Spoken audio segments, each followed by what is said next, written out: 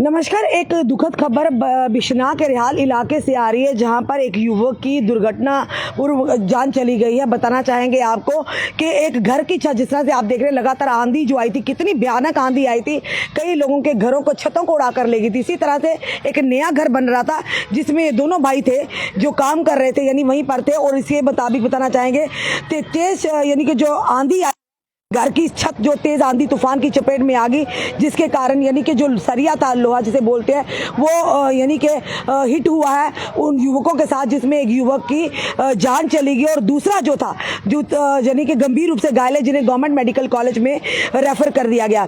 और बताना चाहेंगे एक युवक जिसका नाम दीपक कुमार पुत्र मोहनलाल निवासी रिहाल बिश्नाह है, उस युवक की मौके पर ही मौत हो गई थी। और साथ ही साथ एक व्यक्ति जिसका नाम रवि कुमार पुत्र मोहनलाल है, यानी कि घायल हो गए थे, उन्हें इलाज के लिए गवर्नमेंट मेडिकल कॉलेज में रेफर कर दिया गया है।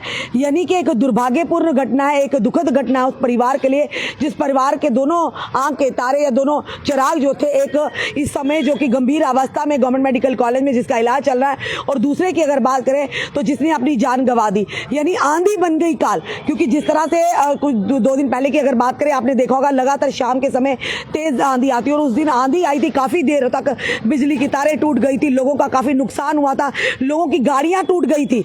यानी खड़े खड़े गाड़ियां, अगर बोले कहीं पार्क में या पार्किंग प्लेस में या यूं के वहां पर गाड़ियां खड़े खड़े टूट गई थी।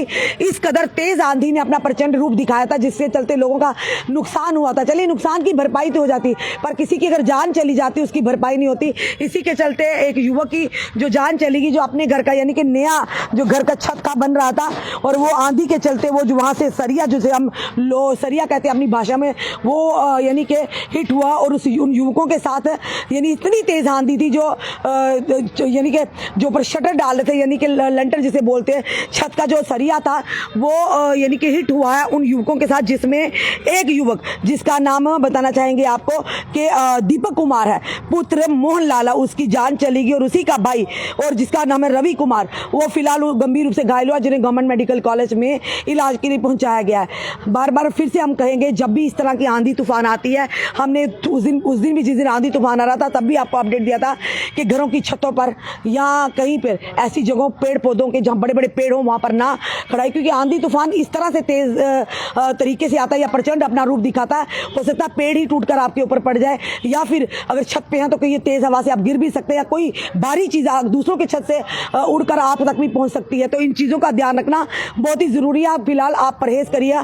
पर ये जरूर कहेंगे, बिश्नाह के राल इलाके से एक दुखद समाचार आया है कि 2 भाइयों में से जो कि आंधी की चपेट में आए हैं, एक भाई की जान चली गई और एक समय गवर्नमेंट मेडिकल कॉलेज में इलाज उनका चल रहा है। हम प्रार्थना करते हैं भगवान दीपक कुमार की आत्मा को शांति मिले, और उनके परिवार को इसके गम से लड़ने की शक्ति और ताकत दे, और उनके परिवार का जो सदस्य है रवि कुमार, यानी भगवान करे वो जल्द से स्वस्थ होकर अपने माता पिता के पास जाए। एक बेटा तो खो चुके हैं, पर ये भी प्रार्थना करते हैं कि दूसरे बेटे की जान बच जाए और जल्द से जल्द स्वस्थ होकर अपने माता पिता के पास पहुंचे।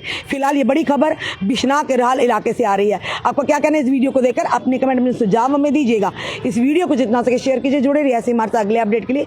जय हिंद, जय भारत।